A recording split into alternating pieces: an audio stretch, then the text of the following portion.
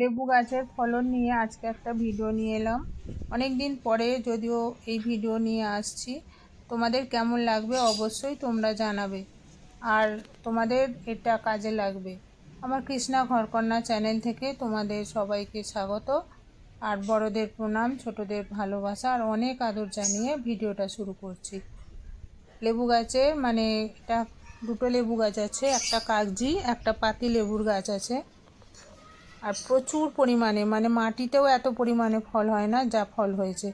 কাগজি লেবুটা এই ড্রামের মধ্যে আছে, কিন্তু বেশি বড় ড্রাম নয়, ওই 15-16 ইঞ্চি হবে। আর এই পাতি লেবুটা এই টবের মধ্যে আছে, টবটাও ওই রকম একই মাপের হবে, কিন্তু ফলন হয়েছে অতিরিক্ত পরিমাণে। মানে এই বছর বেশি হয়েছে, যদিও আমাকে সারা বছর ধরে লেবু বাইরে থেকে কিনতেই হয় না, উপরন্ত আমি আমাদের কিছু কাছের মানুষকে আবার গিফটও করি। এতগুলো করে পেকে যায় যে আমি তখন খেতে পারি না, নষ্ট কেন করব, তাদেরকে দিয়ে দিই, তারা খেয়ে নেয়। আর কাঁচা লেবু তো কোনো দিনও তুলি না, কারণ আমার দেখতে বেশি ভালো লাগে খাওয়ার থেকে, সেই জন্য আমি গাছে পাকলে তবে লেবু তুলি।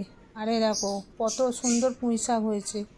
এটা রক্তকরবী গাছের গোড়াতে নিজে থেকেই দানা পড়ে হয়েছিল, তাকে আর নষ্ট করিনি, রেখে দিয়েছি। কত লম্বা গাছ হয়েছে, ওকে ওইভাবে রাখা আছে, কিন্তু এটা আমার মোটামুটি 2-3 দিন রান্না হয়ে যাবে। দুটো পুঁই গাছ হয়েছে, এইখানে একটা হয়েছে, আর সজনা গাছের গোড়ায় একটা হয়েছে, দুটো। আর এই যত গাছপালা দেখছো মোটামুটি সবই আমার ঘরে তৈরি জৈব সার দিয়ে। সারও তোমাদের কিভাবে তৈরি করি সেটা দেখাবো। আর এখন তো বেশি ফুল হচ্ছে না বর্ষাকালে, কারণ বর্ষাতে বেশি ফুল হয় না, বেশি ঠান্ডাতেও বেশি ফুল হতে চায় না জবা গাছগুলোয়, আবার বেশি গরমেও বেশি ফুল হতে চায় না। তোমাদের কাদের কাদের ছাদে লেবু গাছ আছে, তারা অবশ্যই এইভাবে লেবু গাছের পরিচর্যা করবে।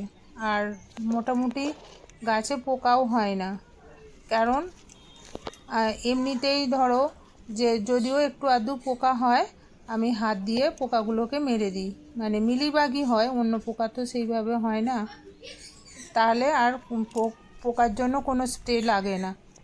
আর আমি কি করি, গাছে দেওয়ার জন্য বাড়িতে যে জৈব সারগুলো তৈরি করি সেগুলোই ব্যবহার করা হয়, কারণ খাওয়ার জন্য আমি রাসায়নিক সার ব্যবহার করি না।